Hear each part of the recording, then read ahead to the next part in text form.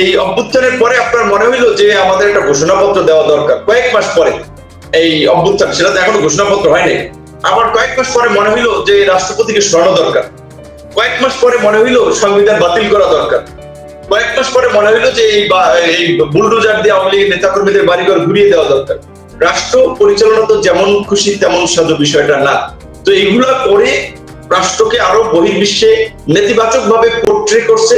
বিদেশিরা আতঙ্কিত যে বাংলাদেশে এখনো মব জাস্টিস চলছে, সরকারের নিয়ন্ত্রণ নাই, রাষ্ট্রের স্থিতিশীলতা নাই, যেটা দেশের ব্যবসা, বিনিয়োগ এবং আন্তর্জাতিক পরিমণ্ডলে বাংলাদেশের ভাবমূর্তি খুব ক্ষুণ্ণ হচ্ছে। কাজেই এই অবস্থায় চলতে থাকলে আমাদের কিন্তু সামনে আরো নানামুখী সংকটে পড়তে হবে। সেই ক্ষেত্রে আমরা ইতিমধ্যেই গণ অধিকার পরিষদের পক্ষ থেকে আজকে আপনার কর্মসূচি ঘোষণা করেছি। এর আগে আমরা এই জেলায় জেলায় স্মারকলিপি দিয়েছিল আমাদের নেতাকর্মীরা 5 দফা দাবিতে। তার মধ্যে অন্যতম একটি দাবি হচ্ছে এই উপদেষ্টা পরিষদের পুনর্গঠন এবং জাতীয় ঐক্যমতের ভিত্তিতে রাষ্ট্র সংস্কারের পাশাপাশি দ্রুত সময়ের মধ্যে নির্বাচনের রোডম্যাপ। তিনি যখন ছাত্রদেরকে এন্ডোর্স করে কথা বলেন কিংবা তাদের প্রক্রিয়াকে সমর্থন দেন, সেটা কিন্তু তার নিরপেক্ষতাকে প্রশ্নবিদ্ধ করে বা তার সম্মানের প্রতি মানুষের একটা ঘাটতি তৈরি করে। সেক্ষেত্রে ছাত্ররা যা করছে কিংবা এখন যা হচ্ছে, এটার জন্য তো ইউনূস স্যারকেও কিছুটা দায় নিতে হবে, শুধুমাত্র তো ছাত্রদের। আমি ছাত্র নেতাদের অনেকের বিরুদ্ধেই কিন্তু আমরা দেখতে পাচ্ছি যে নিয়োগ, তদবির বা টেন্ডার বাণিজ্য এগুলোর অভিযোগ আসছে। তো এটাও তো ডক্টর ইউনূসের সরকারেরও ভাবমূর্তি ক্ষুণ্ণ করছে। প্লাস এই তারা যে ছাত্র নেতা যারা, তারা একটা দল করতে যাচ্ছেন, তো এই দলের মানে শুরুতেই তো প্রশ্নবিদ্ধ হয়ে যাচ্ছে তাদের কর্মকাণ্ডের দ্বারা। তো এই দলের ভবিষ্যৎ তাহলে কি হতে পারে, এই প্রশ্নও কিন্তু কেউ কেউ করছে। আপনি এই বিষয়টা কিভাবে দেখছেন? এটা একটা বাস্তব কোশ্চেন।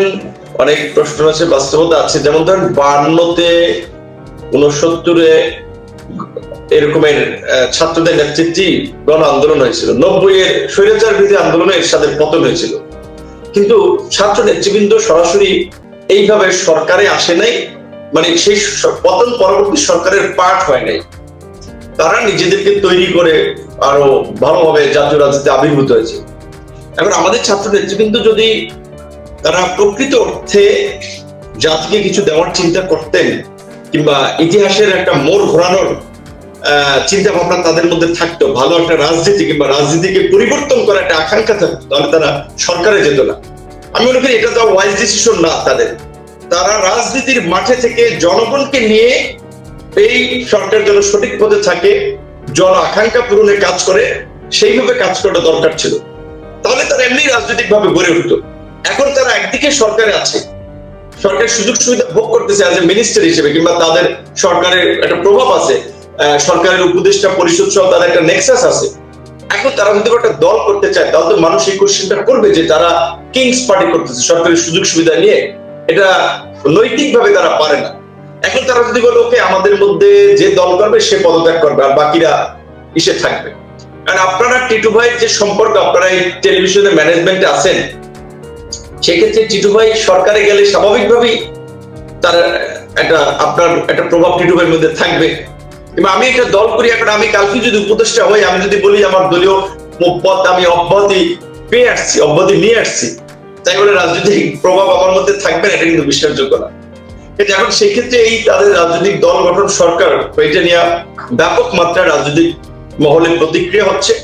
এবং 6 মাসে তাদের কর্মকাণ্ডে শুরুর দিকে একেবারেই আমি যেটা বলছিলাম, বাম ডান আস্তিক নাস্তিক সকলের যে একটা সমর্থন, সিম্পাথি তাদের প্রতি ছিল। এখন নানান কারণে আমরা টেলিভিশন টক শো আলাপ আলোচনা বসতে দেখি ম্যাক্সিমাম লোকই তাদের এই কর্মকাণ্ডের বিরোধিতা করছে।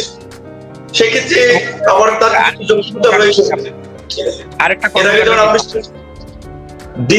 ডিসি নিয়োগকে কেন্দ্র করে যে ছাত্র নেতারা আপনার কে ডিসি হবে কে এসপি হবে সেগুলো অ্যাপয়েন্টমেন্ট করছে, কিংবা আপনার বিচারক নেবে হাইকোর্টে সেটার ভাইবা নিচ্ছে, সচিব বানাচ্ছে।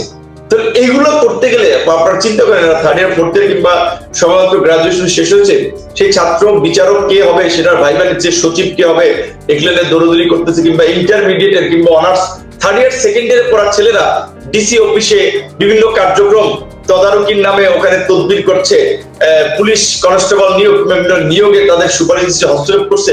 তার মানে এটা কিন্তু আমাদের ভবিষ্যৎ প্রজন্মকে আমরা অসৎ হিসেবে গড়ে তুলছি। তাদের মধ্যে এই ধান্দাবাজি, চান্দাবাজি, এই অসততা ছাত্র জীবন থেকে ঢুকিয়ে দিচ্ছি, এটি কিন্তু আমাদের জন্য একটা অশনির সংকেত। কাজে সেই ক্ষেত্রে এইগুলো ছাত্র নেতৃবৃন্দই ভালো বলতে পারবেন, যারা এই প্রক্রিয়ার সাথে আছেন বা যারা এই সংগঠনের নেতৃত্বে আছেন। এটা আমি আসলে পর্যবেক্ষণ থেকে এবং দৃশ্যমান ঘটনা থেকে এইটুকু বললাম, এর বেশি রিপ্লাই দেওয়া, জবাব দিয়ে আমি পারি না।